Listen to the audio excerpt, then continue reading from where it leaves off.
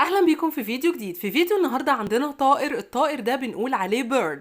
الطائر ده بيتكون من كذا حاجه parts اجزاء. تعالوا نتعلم مع بعض الاجزاء دي ونقولها ازاي بالانجلش. اول حاجه عندي المنقار او منقار الطائر بنقول عليه بيك هو المنقار. بعد كده بنروح للجناح وطبعا بيتكون من جناحين. الجناح بنقول عليه wing. الجناحين هنقول wings يعني جناحين، هنضيف لها اس.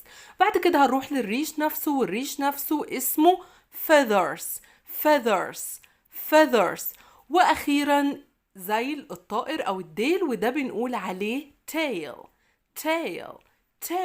يبقى عندي البيرد بيتكون من كذا حاجة. أول حاجة البيك اللي قلنا عليها المنقار، وبعدين الوينج اللي هو الجناح، والتيل والفيذر. ما تنسوش لو عجبكم الفيديو تعملوا لايك للفيديو، وكمان سبسكرايب للقناة وتفعلوا جرس التنبيهات علشان توصلكم فيديوهاتنا أول بأول. ومع السلامة.